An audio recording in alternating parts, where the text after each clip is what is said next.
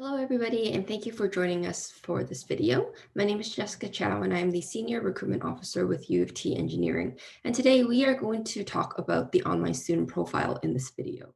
So for this video, we are going to talk about the broad-based submission process that the faculty uses to assess applications. We're going to review the process of applying to U of T Engineering. We're also going to talk about the engineering applicant portal and focus on the online student profile, and then talk about the engineering applicant census and what your next steps are in the application process.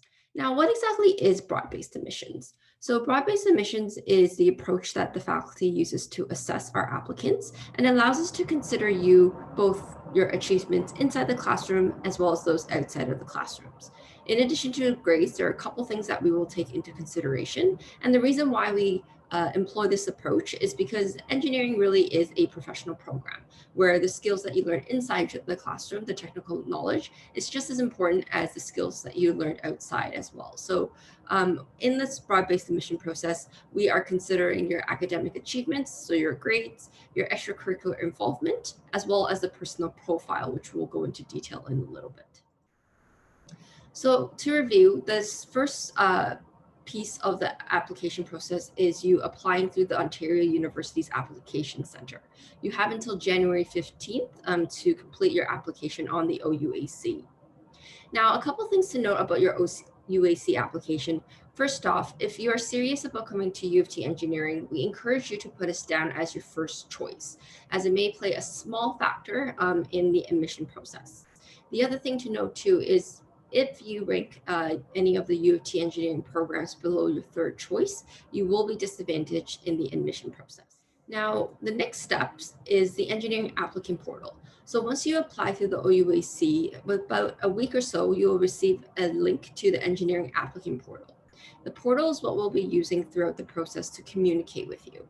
Through the applicant portal, you can also access the online student profile or our supplementary application. This is also where you can upload any required documents that the admission committee needs to assess your application. And it's also where you will find the engineering applicant census, which is an optional survey that you can fill out so that the admission committee has a better sense of the applicants that are applying to the faculty. Now, the first step is to log into the engineering applicant portal. In order to do so, you will need your applicant number, which will start with 100, as well as your join ID login information, which you will receive. Now, once you log into the engineering applicant portal, this is what your dashboard will look like. So once you complete each section of the online student profile, each of these X's will be replaced with green check marks. If you require English facility or you need to provide proof of English facility, this section right here will indicate whether we have successfully received an English test that can meets the minimum requirements. If you have to provide any sort of documents or if there's any documents that the admission committee needs for your application, there will be a summary of them here at the bottom of the dashboard, and it will also indicate whether we have received those documents or not. Now, the online student profile is the next part of the admission process. So the online student profile, as I mentioned, is mandatory. So you need to complete it in order to be considered for U of T engineering programs. There are a couple components that the online student profile is comprised of. So we're going to walk through them now. What's really important to note is that the online student profile really gives our admission committee a better sense of who you are outside of the classroom. So it's really important that you take the time to complete this part of the application process. Now, the first piece is engineering program selection. So on the OUAC, you would have indicated your top U of T engineering program. Once you get to the online student profile, you can actually put up to 4 programs that you would like to be considered for. Once you get to the program choice tab, you'll see all the available options on the left side of the screen, and you can drag and drop them into the program choices based on how you would like to be considered. So a couple things to note is that we look at you in order of how you rank your programs. So we'll look at your first choice. If you're not eligible, we'll look at your second choice and so forth until you've been considered for up to the 4 that you've put down. Another thing to note is that if you're interested in the engineering science program, it has to go first. If you're interested in the track 1 program, it has to go first. If you're interested in both, engineering science will go first and then track 1, and then whichever core 8 program it is that you would like to be considered for. So this is what it will look like once you have put down all your program choices. One other thing that I want to note as well is that if you've changed your mind about the programs that you would like to be considered for after you submit your online student profile, you can certainly go back to rearrange the rankings and how you would like to, and the programs you would like to be considered for. Now, the next step of the online student profile is indicating your interest in the PEY co-op program. So for those of you who didn't know, we do have a co-op program, which essentially means that you get work experience as a part of your time with us at U of T Engineering. The program is set up so that you are studying on campus for 3 years before you go off to do your co-op, and then you come back to finish off your 4th year. So it is about 5 years in total that you'll be here at U of T. With the PEY co-op program, you get up to 20 months of paid work experience, and it's completely optional. So if you are interested in the program, you can indicate your interest here within the program choice tab.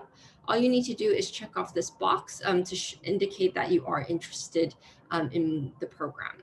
Now, what's important to know is that if you indicate that you're interested, it doesn't make the application process any more or less competitive.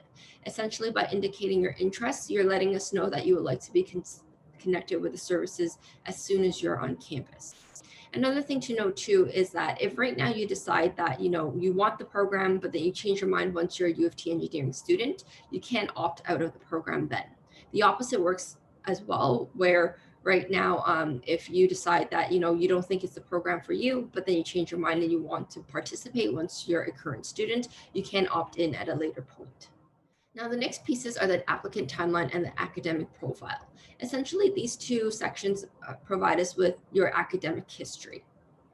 With the applicant timeline, you're going to indicate where you have gone to school. So a history of the institutions that you have been a part of or where you studied throughout high school.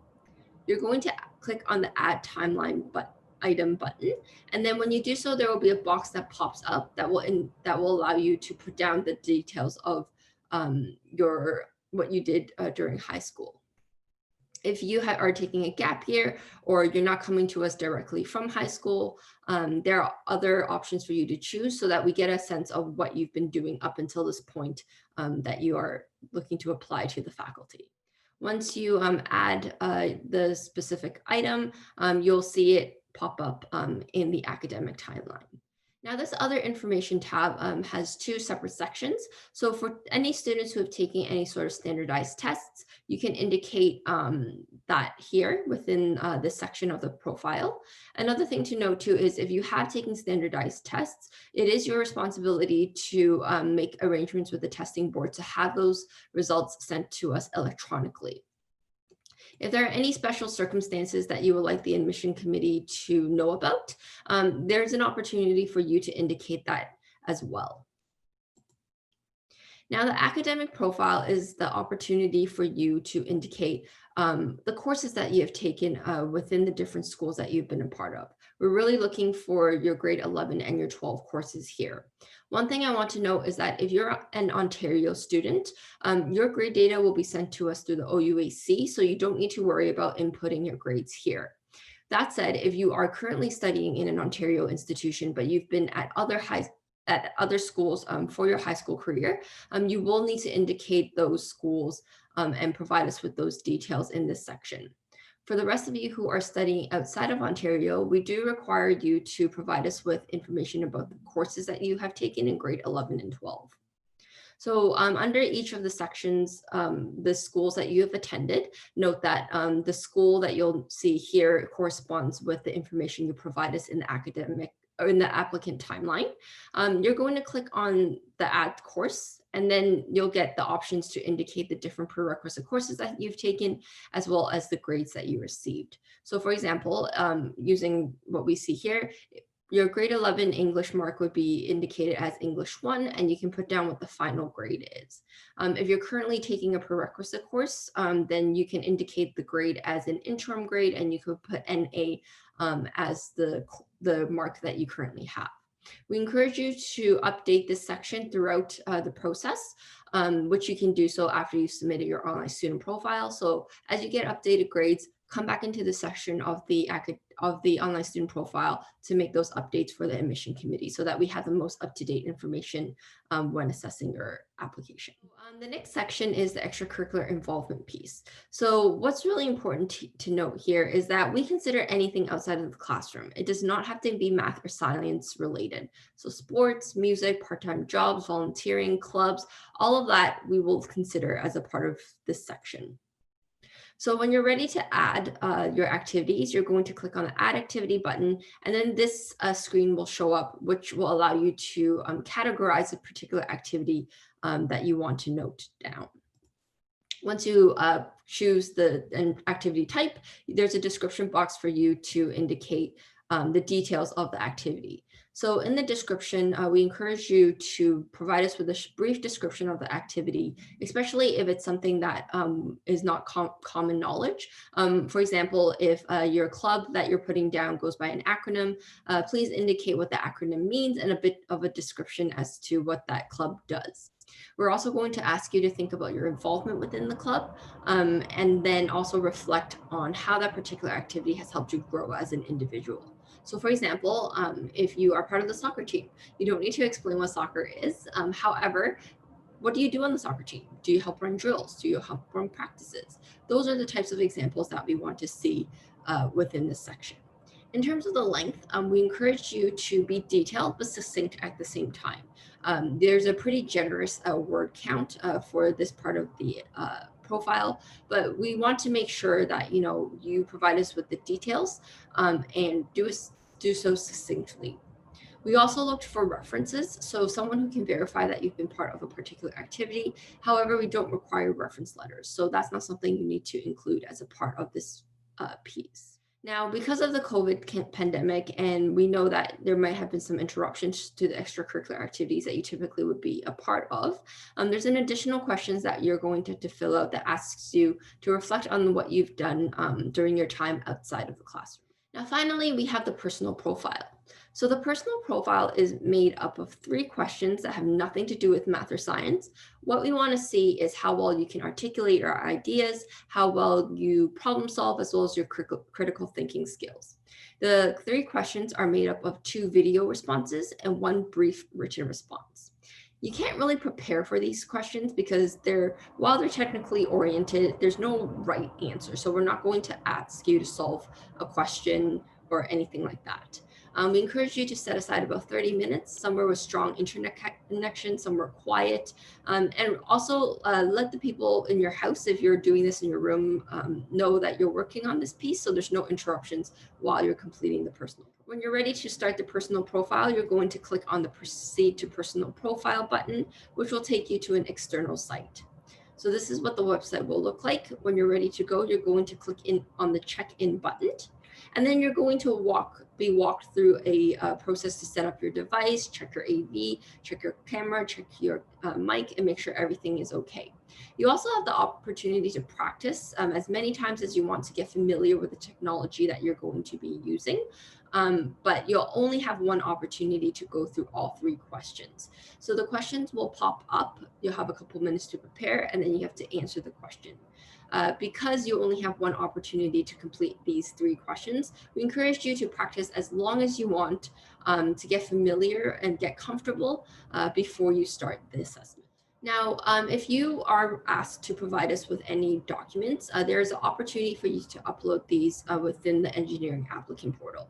We encourage you to continue checking the portal throughout the process for the most up-to-date information on your application, but also to see if there's any additional document requests that the admission office needs to assess your application. So this is where you'll find the document upload tab within the engineering applicant portal. Any required documents will be listed here within this tab, and you can click the choose file button to upload the requested document. Finally, we need you to submit your online student profile. So to do that, you're going to click on the Submit Profile tab in the online student profile, and if there are any sections that you have not yet completed, you won't be able to submit your profile. There will also be a red box that shows up to indicate that you haven't completed that piece yet. Once you have completed everything, there will be a green button for you to click submit. And once you click on the submit button, then you would have successfully completed your online student profile.